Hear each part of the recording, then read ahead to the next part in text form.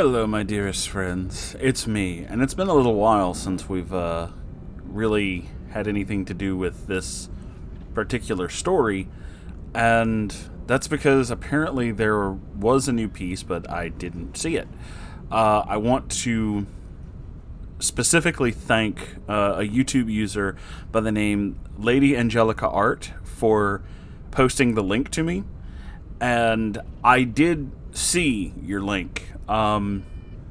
It's just that my system is designed that if you post a link in the comment section to anything, it doesn't matter what it is, it auto-moderates it. And I'm actually kind of glad that it did, because that's how I saw your comment, and that's how I know about this new part of this story. So, let's get back into it. It's been a little while since we read this one, but apparently there's some stuff going on with this one, so let's get back to it. From Reddit user Awkward Bohem, this is Living with Two Neckbeards and a Legbeard, Part 7, The Aftermath. So, let's just get right into it, shall we?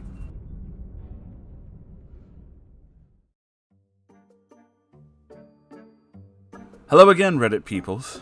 Sorry for the delay with this post. Things have been pretty hectic at home lately. A close relative had a bit of a medical scare, so helping them out has been taking up most of my time. That's totally understandable. Bit of a warning here. There are mentions of child abuse in this post. Oh boy. They are just mentioned, and are absolutely not explicit in any way, and I cannot stress that enough. They are entirely made up. They were made up by a disturbed individual in order to try and ruin someone else's life. But if anything like that upsets you, please don't continue. There are a few threats and false accusations, just in case. So, after escaping the absolute hellhole that was the Neckbeard nest, Carrie and I thought that life would be a lot easier. As it turns out, we were wrong. For the first week or so after we moved out, Carrie and I had been receiving at least a dozen or so texts per day from Mike and Janice, asking us when we planned to go back to the flat. This pair couldn't seem to wrap their heads around the fact that we never planned to move back in with them. We had told them this countless times, and they just would not listen. We also got a good few pissed off texts from Declan, as it turns out Mike and Janice wouldn't be able to afford to keep him for free after we moved out, with him losing benefits and everything. And Declan had his little heart set on not having to find a job. He was also pissed off that we changed our Netflix password and locked him out. Oh, well, sounds like he should just get a job. The messages from Mike and Janice weren't pissed off to start with. They were still calling us by pet names and generally speaking to us as if we were their partners. They even tried to bribe us to come back, telling them that they'd buy new furniture to replace the stuff they ruined with their lack of hygiene, as if hygiene was the only reason we left. Not like they were harassing us or anything. About a week after we moved out of the Neckbeard nest, Carrie had a run-in with Mike and Janice and the HMV. I wasn't there to see this mess, but Carrie was all too happy to fill me in on the details. Carrie and her aunt are very close, and have a day set every week where they just go to town for some lunch and do a bit of shopping. It sounds really nice. They decided to have a look around the HMV because Carrie needed some new posters. About 10 minutes into her search for the perfect poster, Carrie felt someone staring at her. Lo and behold, Mike was standing a couple aisles over, just staring. Well, that's fucking creepy.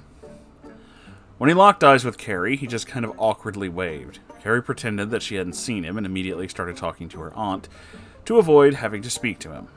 As I'm sure you all expected, this tactic did not work. Mike had decided that, since Carrie hadn't waved back at him, it's clearly because she just hadn't seen him, not like he made her uncomfortable or anything.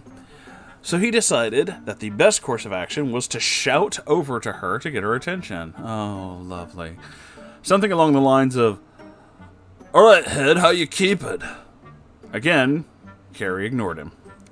Around this time, Janice emerged from one of the further away aisles and just glared daggers at Moira, clearly not understanding that she was Carrie's aunt. Mike tried a couple more times to get Carrie to pay attention, but she ignored him, picked out a few posters, steered her over to the till to pay, and put a bit of distance between them and Mike. Now, wee Moira doesn't take any shit. If Mike had tried to follow them, she'd have smacked him in the non-existent teeth. Also completely unrelated to this story, but I asked Moira what fake name I should give her for this post, and she told me to keep her real name because she's, quote, a tough old bitch, and she'll be getting the grandkids to check that I did it. So yeah, go Moira, I guess. That's fucking badass, dude. You rule. Anyway, they pay for the posters when they're done, and they turn to leave. Moira had said something along the lines of, "Okay, beautiful, let's go grab some lunch," which really pissed off the Beards, judging by the text I got that night, though Mike thought she just called her gorgeous, so clearly someone didn't have their listening ears on. At this, Janice decided that she had to do something, because God forbid Moira speak to her niece, and thought the best course of action was to get close to Carrie as she was leaving, grab the hem of her dress, almost lifting up Carrie's dress in the process, and tell her how beautiful the dress was. That is really fucking creepy. Holy shit, dude.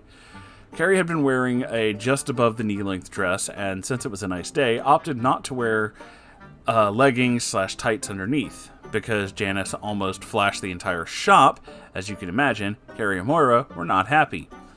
Yeah, holy fuck, dude. Carrie snatched the dress out of Janice's grasp and just walked away. It was either an attempt to get Carrie to give them attention that they desperately craved — negative attention is better than no attention, am I right? — or she just genuinely didn't understand how inappropriate her actions were. Either way, Carrie had no intention of acknowledging them. It only give them what they wanted. Moira told Janice something along the lines of, "Keep your grubby hands off my niece, you horrible wee boot." Did I ever mention I love the way you guys talk? It's fantastic. And they left. Carrie received a whole bunch of texts from Janice that night from her alternate account, after Carrie had blocked the main account and Mike's account. She had about 15 missed calls from her and over 30 messages. Needless to say, Carrie quickly blocked this account too. Since Carrie deleted her old Facebook account, for unrelated reasons, we couldn't find the messages that Janice had sent her, but they essentially started with Janice trying to justify her behavior and blaming her actions on the fact that she was just stressed with everything going on, us moving out. Just stress, and that's the reason why you act out like an asshole. Sounds like somebody else I remember. That was just stress. When Carrie didn't answer, Janice just got more and more aggressive. She didn't explicitly insult Carrie, but she had no issues calling Moira all the names under the sun and telling Carrie that she needed to come back home because she was just so worried about us. Oh my god. Mike also tried to justify his and Janice's disgusting behavior when he messaged me that night.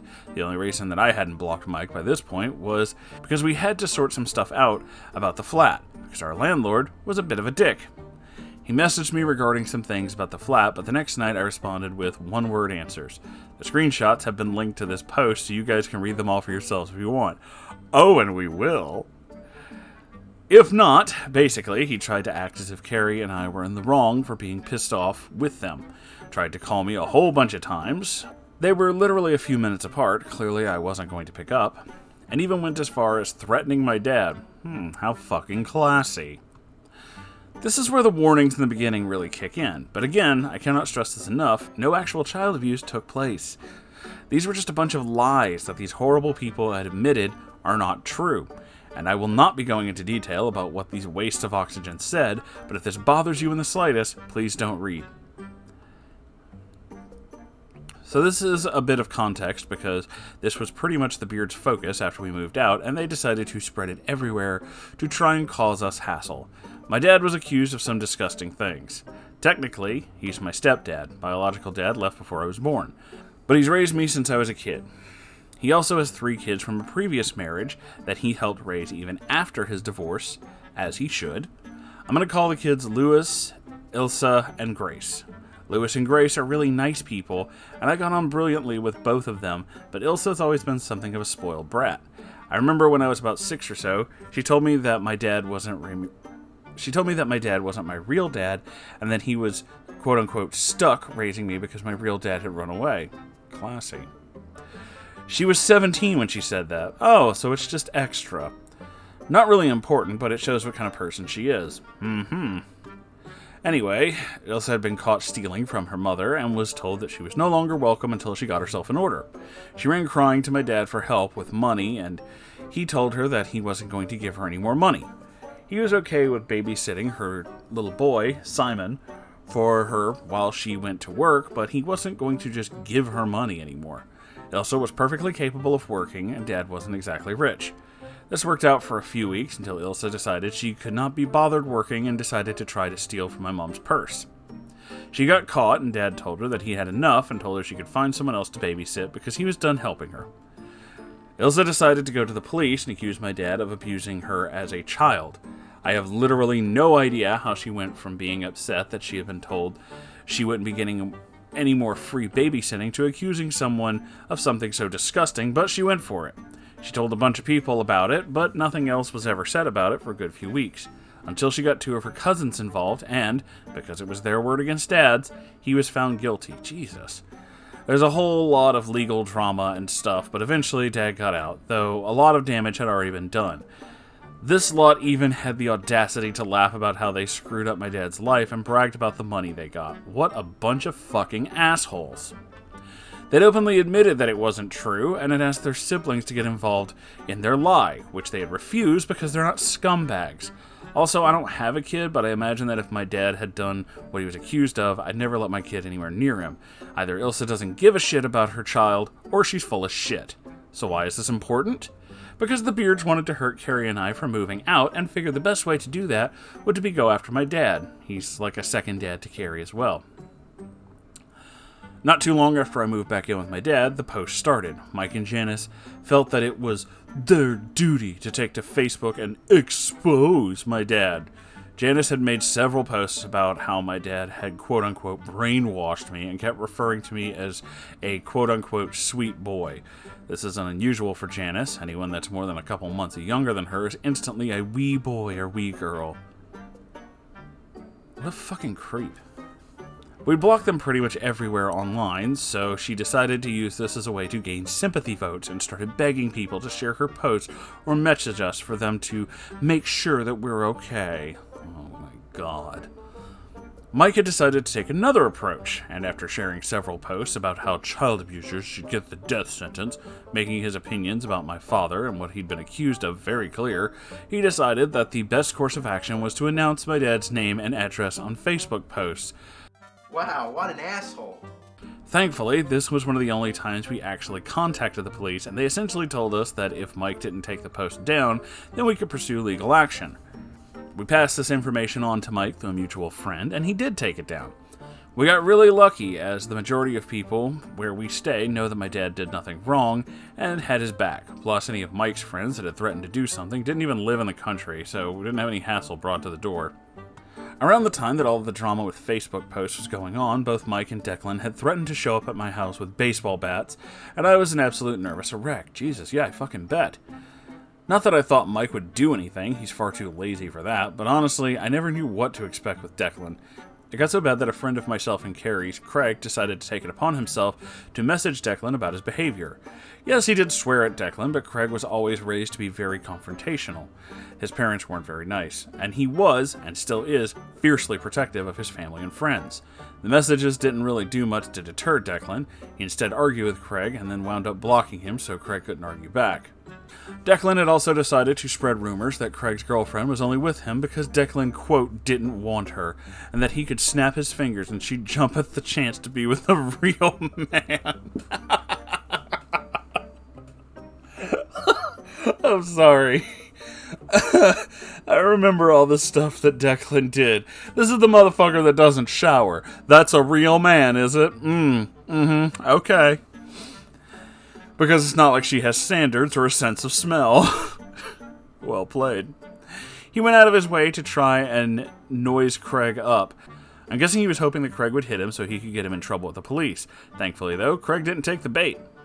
That's really all I have to say about this. I wish I could post that there was some big battle and we were victorious, defeating the Neckbeards and sending them back to whatever goblin-infested cavern they crawled out of, but that didn't happen. We blocked them everywhere online, tried to ignore them as best we could. They still post things about us, mainly about backstabbing friends. Oh, that's fucking rich.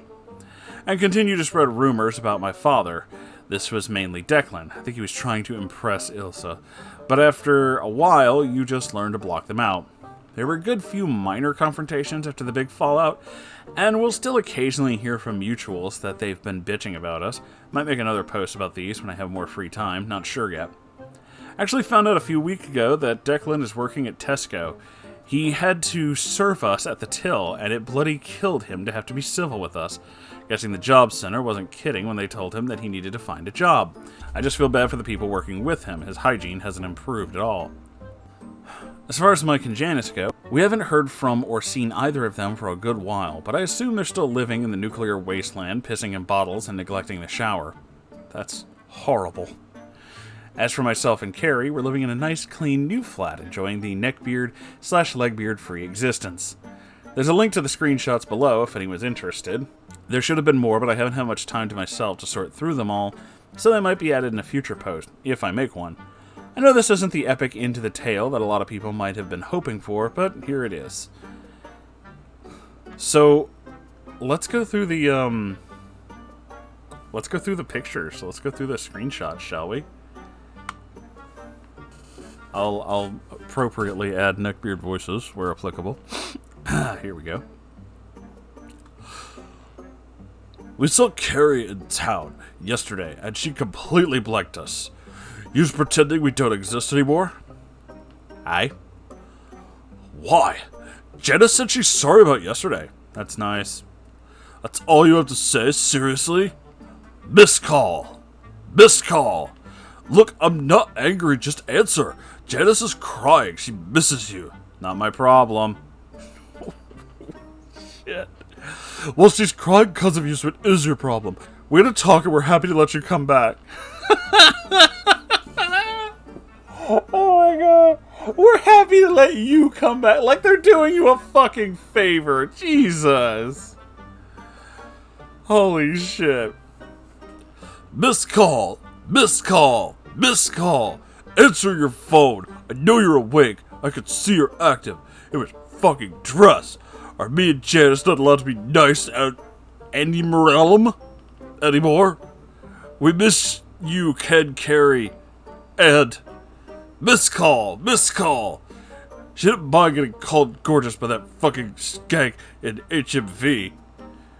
We're not moving back in with you, pair. And that fucking skank is her Aunt Moira, you absolute fud. I don't give a shit who she was. Missed call. Well, I don't want you living with a beast. Oh, good job. I'm not living with a beast. I'm living with my dad. He's a fucking beast. Declan said he's going to batter his head with a baseball bat the next time he sees him. Wow. Note here, just for clarification, beast is what a lot of people in our area used to refer to snake things. Good to know. And Declan will get a boot in the stones if he fucking tries it. We're just looking out for you. We care about you. Janice said we could even get the new fridge if that's what you really need. We didn't move out because of a fridge. We moved out because of you lot. Why? Mike, I am not having this conversation with you again. Missed call. I just want to talk this through. We didn't have a conversation. You didn't explain anything. Me and Carrie told you exactly why we moved out. You and Janice were completely inappropriate, and we got sick of walking on eggshells around Declan. What exactly did we do that was so inappropriate? 16 question marks. That's a bad sign. What, we're not allowed to pursue a relationship? We're being inclusive. Holy fucking shit. Most folk would be interested in a vile slur for trans. You're a fucking asshole. This motherfucker. This motherfucker. No, not with people who have made it clear 100 times that they're not interested. Wow, really? What? Using that word now, are we? Don't be a snowflake. I don't see slur as a bad word. Yeah, usually the people who say horrible fucking shit don't think they're wrong. But you're fucking wrong, Mike. You douchebag. Well, Carrie fucking does. Yeah, the person it would matter to. Well, I'm not talking to her, so it's fine. Oh, so it's totally okay to call her horrible shit behind her back. Yeah, I see how it is. Real good friend you are, you fucking loser. God, it's like arguing with a bloody ween. Do you want to come bowling with us on Wednesday? I'm trying to process I'm trying to process this. You just referred to basically this person's, like, sibling. Their fucking family by a really horrible slur. Tried to defend yourself, and then you're like, do you want to go bowling? Nico, it's Roman. Let's go bowling. No, fucker, they don't want to go bowling! Holy shit! Are you a black hole? Because that's the densest fucking thing I've ever heard! We could talk about all of this and sort out living arrangements. There's nothing to sort out. We're not living with you three anymore. But we want you to move back. Tough. Can you tell Carrie to block me? Might be able to have an adult conversation with her. What? Fuck off.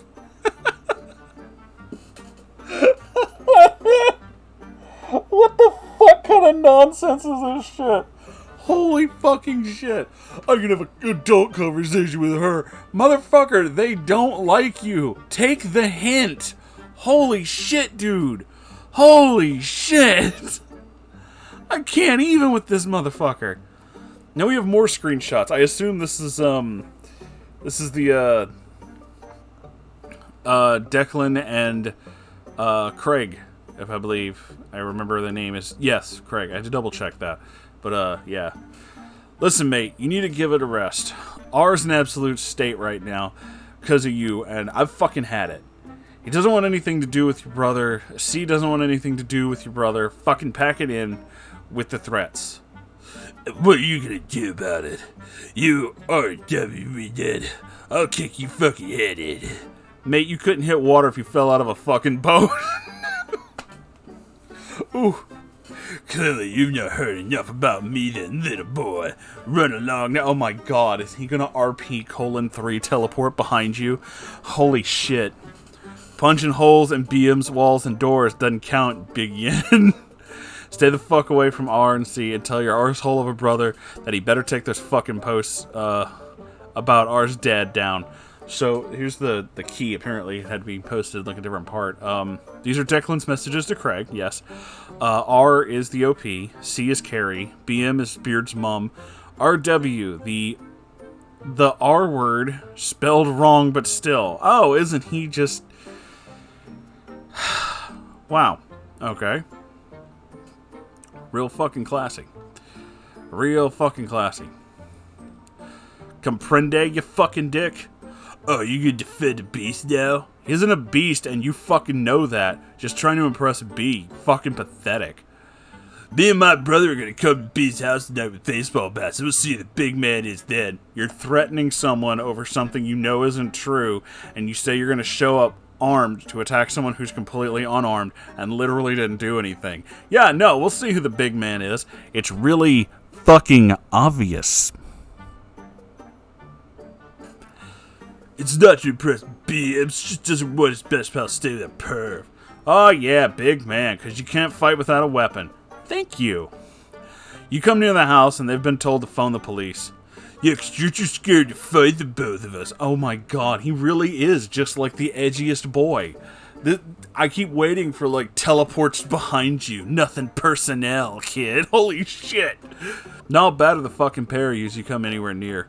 Typical Ned. Are you even able to have a conversation with people without threatening them? Pathetic. Oh my god, you literally just threatened a whole bunch of people. Again, nothing personnel, kid. Okay, and the last two things here are posts from the Facebook stuff, but considering certain things when it comes to YouTube, I'm going to try not to say too much, but they are there, and the links are, you know, I always link the story of these.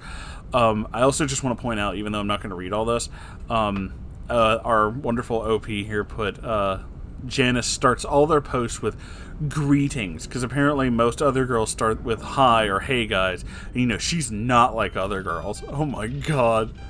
These people are just walking stereotypes. This is fucking amazing. I remember I most likely said that shit, you know, when I did these all together, and these people suck. They just suck.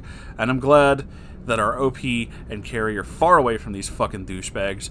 I can't fucking get over Mr. fucking edgelord, and then I'm like, oh, I can have an adult conversation. I'm like, go back to tipping your fucking greasy fedora, you fucking loser.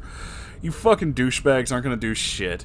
You know you're not gonna do shit. You're all talking, you're not gonna fucking get off your ass. You people like that never leave their greasy apartments. They stay in their little hovels, they talk shit on the internet, but they don't actually fucking do anything. And the, what is it? In the immortal words of Taylor Swift, if you say it in the street, it's a knockout, but if you say it in a tweet, it's a cop-out. And that's basically all they're gonna do. Tweet and Facebook post and moan and whinge and cry and be mad that the two people that they harassed for all this time aren't gonna come crawling back because you know they really care about them. Fuck right off, dude. Fuck right off. I tell you to, fuck off and live in the burning hovel that is your disgusting apartment, but let's be honest, with that much trash, if it was a burning hovel, the entire building would be gone by now, wouldn't it? Seriously, learn what a shower is, and maybe some other people might be interested in you. I also tell anger management boy he really needs to go to fucking class, because, shit, dude. He reminds me of some of the neckbeards I used to know. Angry fucking dudes who never have jobs and go on entire fucking tirades about how they're the toughest, biggest man. Yeah, are ya? Because I think a lot of the toughest, biggest men might also do things like pay their own bills and wash their own clothes.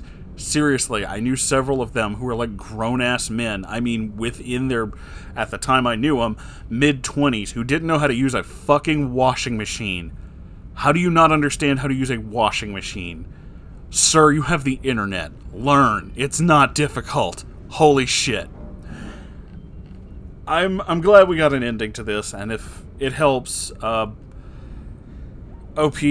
Carrie, you are very much loved by this community, and ignoring them is the best. Just fucking cut those people out of your life.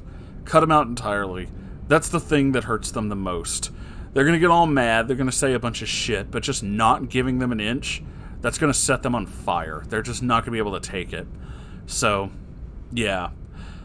As for the rest of you, thank you all for joining us to this wonderful conclusion, and thank you again to Lady Angelia, or I probably said Angelica when I read that the first time, Angelia Art, for posting the comment that led me to this. I honestly had no idea, but I'm very glad that we did get an ending to this, so I really do appreciate that, and I appreciate all of you being here. I love all of you very, very much. If you enjoy this, make sure you like, comment, subscribe, do all that stuff to boost the whatever the hell YouTube calls analytics. I literally don't know how this website works. I've been here this long, and it's only by sheer happenstance that we've happened to get this far, because I don't understand the strange runic magic you need to understand how fucking Google works. So, do things. Maybe other things will happen. I don't know. If you'd like to support this channel, I have a Ko-Fi, which is like a Patreon, and I have a merch store. I would greatly appreciate your support, because it's hard running this shit when Google doesn't give you, any help. Also, check out our live streams. We do them every weekend, from Friday till Sunday. All kinds of cool stuff. We play games, we talk about crazy things on the internet, and it's a fun time. We played that new David Szymanski game last Friday, Iron Lung, which I totally recommend. It's a lot of fun. It's really creepy. It's super fun. So, is there anything else? I have a subreddit, r/Moonhorse Stories. You can post stories there. I will definitely check them out. And I have a podcast on Spotify, as well as a lot of videos. Some of these videos do wind up on Spotify. This video may wind up on Spotify, and if you're listening to this on Spotify, hey, how's it going? Thank you all for being here. I really appreciate it, and I'll see you all in the next video. Goodbye, everybody.